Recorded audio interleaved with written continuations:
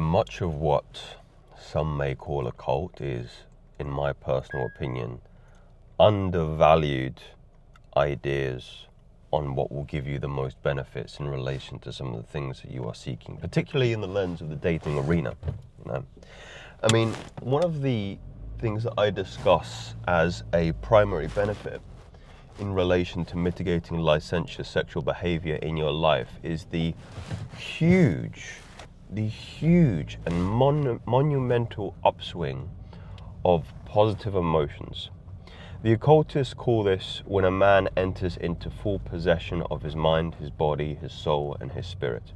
That is actually one of the definitions of an occultist. It is the evolved man. It is a man that has become so efficient with the assets of the former, the body, the mind, the soul, the spirit, that he has essentially no skeletons in his closet, so to speak. And guys, you cannot imagine, you get peeks behind the curtains, because I do believe human beings are flawed beings.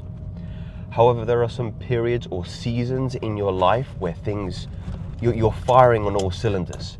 You're eating right, you're lifting right, you're reading every day, you're meditating every day, you're getting your 7-8 hours sleep, and things happen to you so quickly. And it's like when you're in conversations with other people, it's you in your most transparent, it's you in your most honest, it's you in your fullness. And in that way, I know the title of the video is specifically geared towards this notion of being attractive to the other sex. You come across so full of charisma, of energy, because you're living, I know this sounds Disney, your dreams in a way. Part and parcel of being very, very attractive to women that a lot of maybe men mistake is you want to kind of romanticize your life. You want to romanticize your life, and you kind of want to advertise your lifestyle. And you go, my life is so great, come and live it with me. In that way, you become kind of like a concierge, I guess. You heard of that term, concierge? You ever go to a new country, I believe it's called a concierge. I might be using the wrong word there, but let's say you go to like Amsterdam and you go to a hotel, there'll be a concierge in the front of the hotel, and they'll tell you, this is where you go, this is what you do. It's kind of the individual that knows all the best spots and the best places, because again, they have this experience, this kind of wealth of knowledge on the how to live a very, very high quality of life.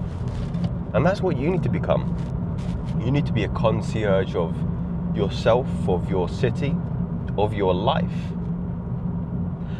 And don't mistake not having financial means, the economic means, in order to not push every single day towards that kind of lifestyle. Because in that way you kind of deceive yourself. You set limitations on yourself. And if I have to sit here and motivate you to live your life to the best of your abilities, then that's a very, very poor situation for me to kind of be in. Now, what was I saying? Back to this charisma, this transparency, this honesty, this fullness that you're entering in when you have these periods in your life, these seasons in your life when you're doing everything to the best of your abilities, so conducive to you being seen in the eyes of the feminine as this very attractive man, because that's the premise of the masculine. The masculine has direction, he has leadership, he knows where he's going. He is fully self-governing himself. There's been periods, I would say a lot younger, in my younger years, where, in full transparency, when I look back retrospectively, that I shouldn't have been looking for a partner because I couldn't lead myself to the best of my abilities. And it wasn't until I instilled some of these practices that some people would consider being you can describe under the word occultist, which means hidden from the many, only known by the few. And the point I was referring to in that initial opening was this idea of mitigating your primal reflexes to gluttony and to lust. And they come in the forms of fasting, and they come in the forms of abstinence. And to be honest, you can take fasting and you can apply it to the sexual abstinence aspect as well. So that is one. And the positive emotions that one experiences when they begin to break the stallion.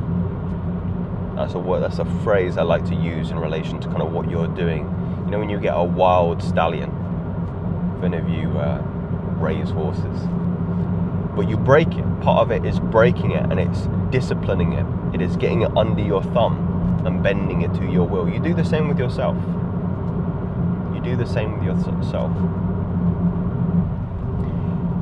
You know, in many ways,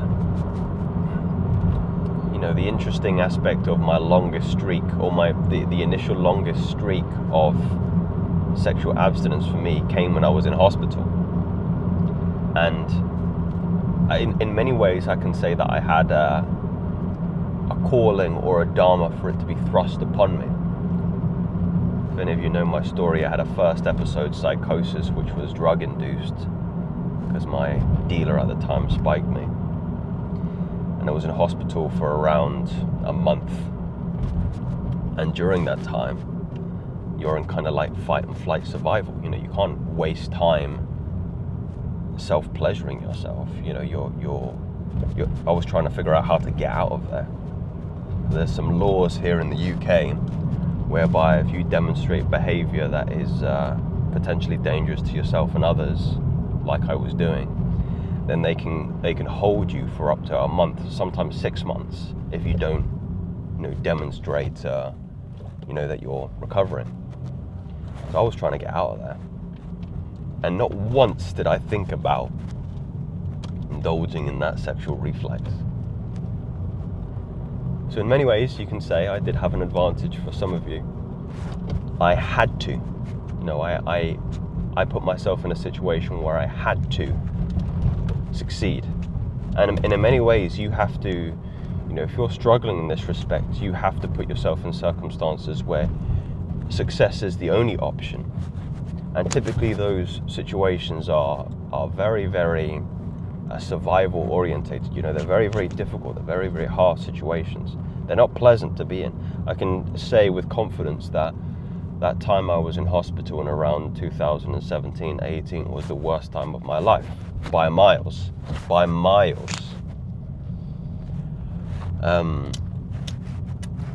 But in that way, it's like the philosopher's stone.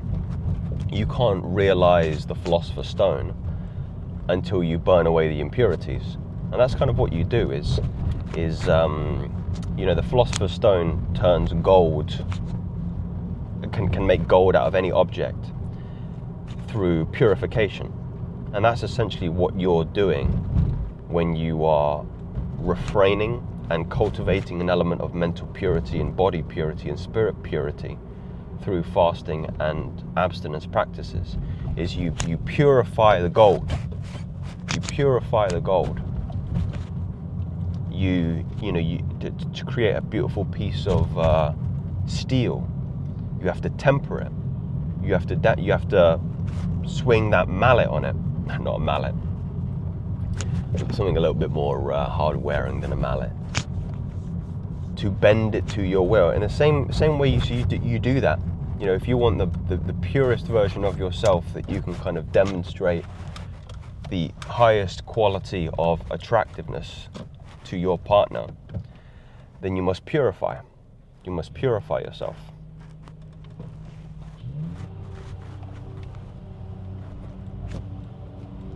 What are you doing to demonstrate that purification process in your life? What actions and habits are consistent of burning away that which is not valuable to you? I'd be interested to know. No theories, facts. Speak soon.